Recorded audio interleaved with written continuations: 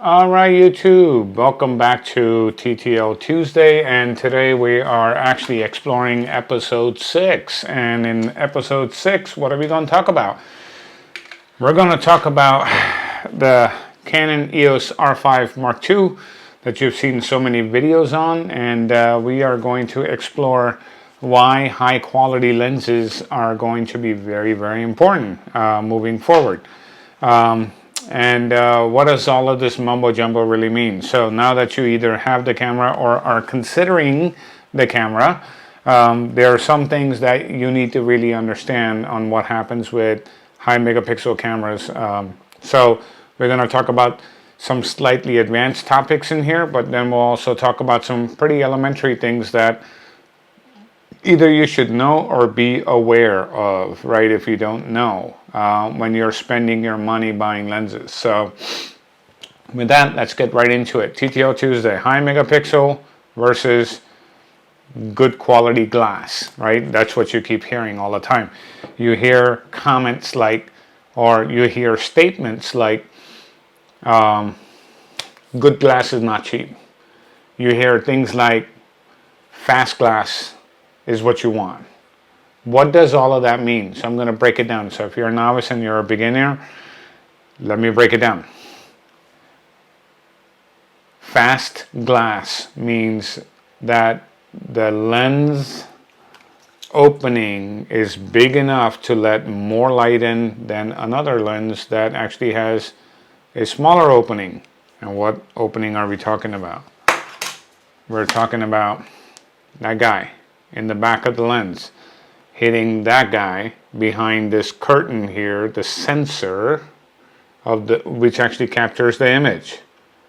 So how much light can come through here onto that sensor? That's how you see that beautiful image pop up and you get all excited and you go, wow, man, look at the image quality of my lens. So now that we have that basic out of the way, what does fast glass mean? Aperture scales, right? They range, right? All the way from, well, now 0.95, f1, 1.2, 1.4, 1.8, and so on and so forth, all the way up to f22, f32 in some lenses. Some of them are even over 40 in medium format world. So the higher the number, the less light can actually pass through the front element of the lens, through all of those other elements in the lens, to the back element of the lens onto the sensor. Okay, that's one piece. Depth of field is something that also changes when this is happening as you either open or close your aperture. When this happens, what you see through the lens, this is where EVFs can fool you, because you might see something in the EVF in here and it still looks beautifully, perfectly sunny in there. When it's actually, what we call stop down the lens to f16, but in the EVF it looks good, and when you look at the photo, it's like, holy shit, it's all dark. So the EVF can fool you unless you have exposure simulation on. These are all advanced things, but let's just stay focused on the basics. Where am I going with this? When you buy a high megapixel camera, high megapixel meaning on an APS-C, which is a crop body, anything over 30 megapixels is pretty high. Because when you scale that up to full frame terms, it's over 80 megapixels in full frame world. In a full frame sensor, which is a 24-inch by 36-inch sensor, right? If you don't know what full frame is, look it up. It's the size of a 35 millimeter film negative. That's where it comes from. When you go to that size, right? Anything really over 36 to 45 megapixels or in that range or higher, it's considered high megapixel sensor, high resolution sensor. You'll hear all these words. To do that, the quality of the lens and the lens elements inside the lens have to be of very high precision and quality. If they're not very high quality, your image is not going to look good because that resolution of the sensor is so high, it picks up all of the deformities inside the lenses. Nowadays, brands have become very cool where they will give you software updates to hide the deficiencies in these lenses. What I'm holding in my hand is a Zeiss Otis. This lens had one quest in mind. Price wasn't the issue. Build me something that was optically near perfect. This lens actually has elements in there, and it has things in there that cost more than gold.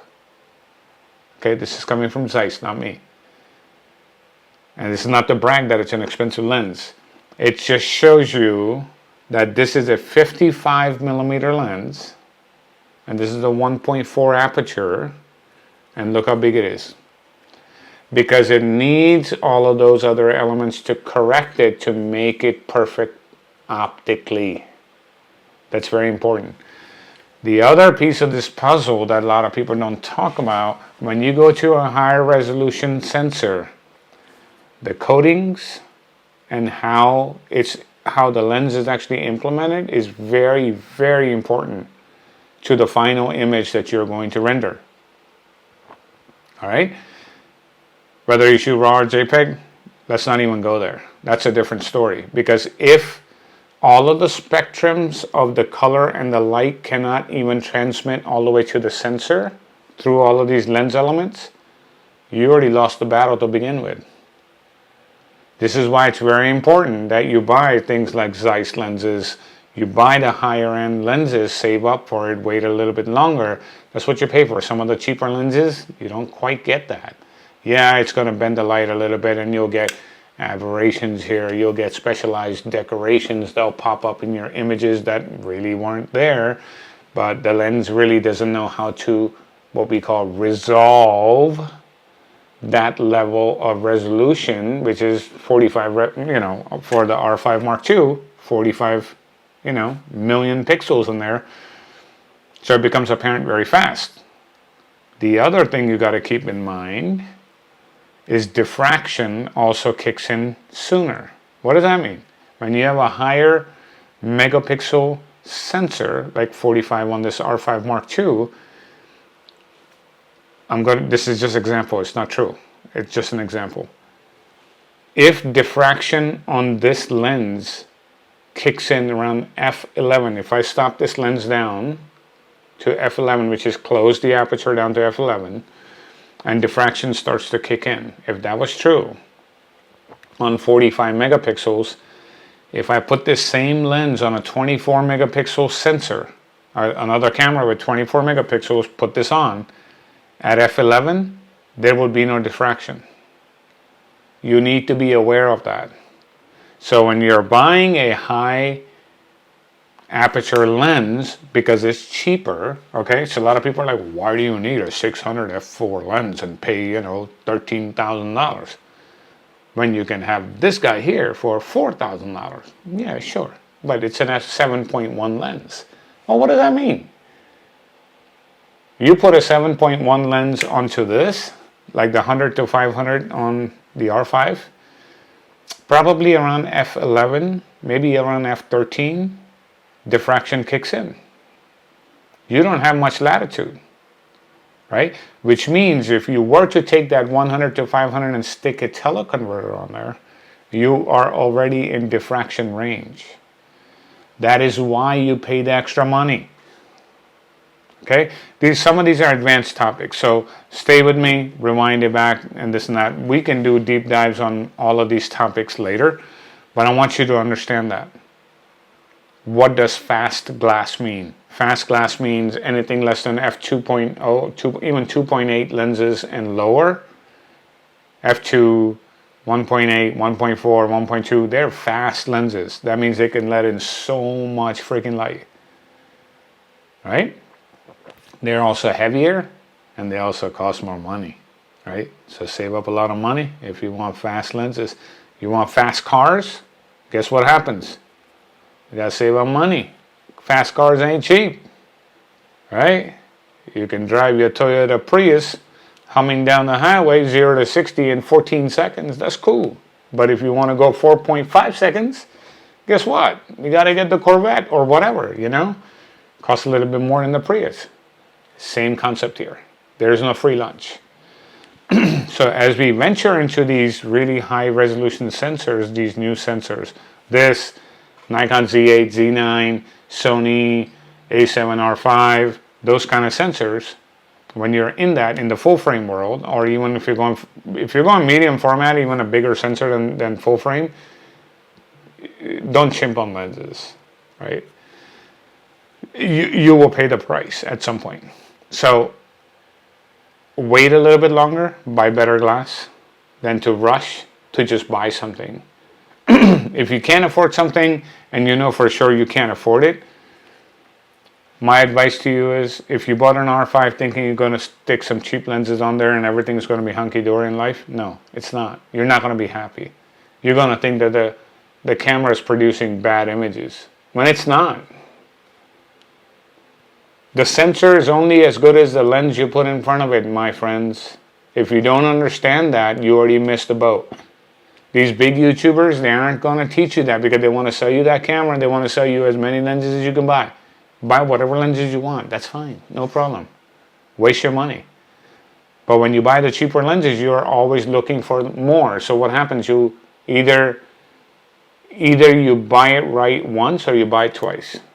You decide what you want to do.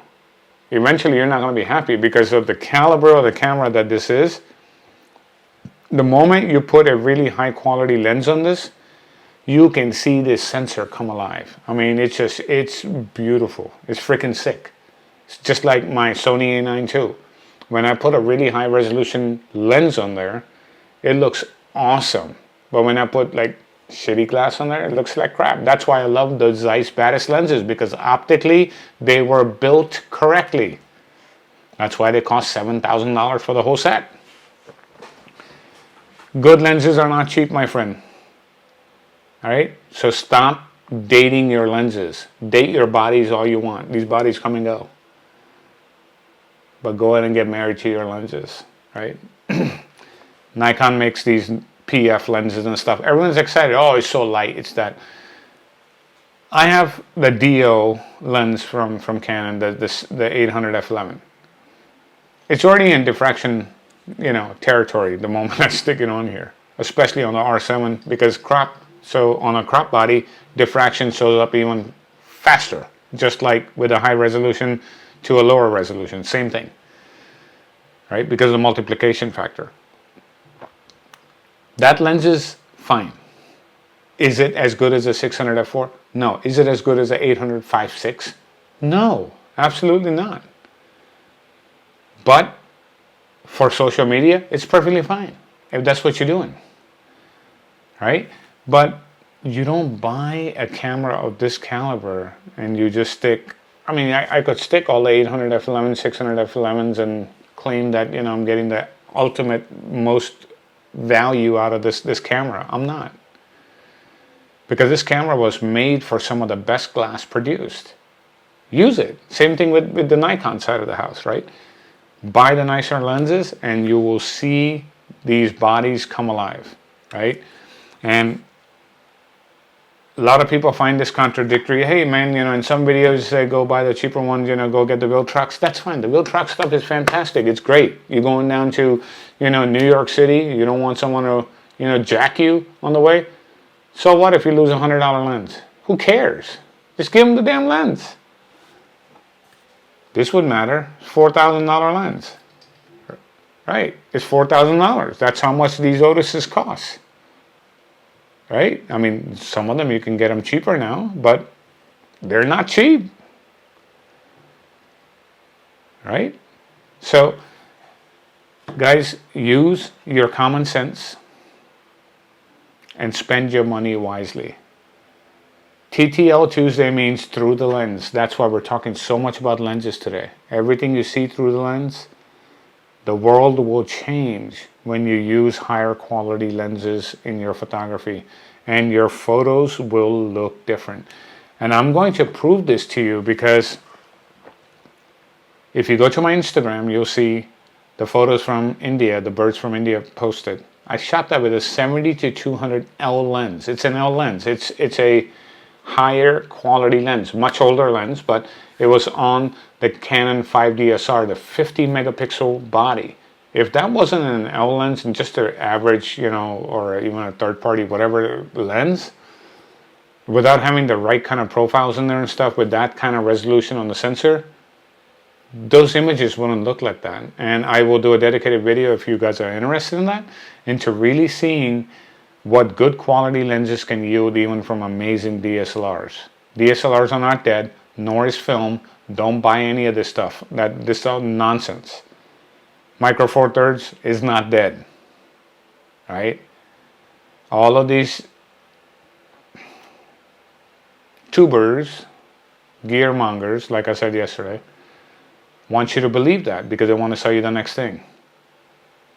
I want to sell you literally golden nuggets that you will keep for the rest of your life. When you buy lenses like this, you don't buy them every day.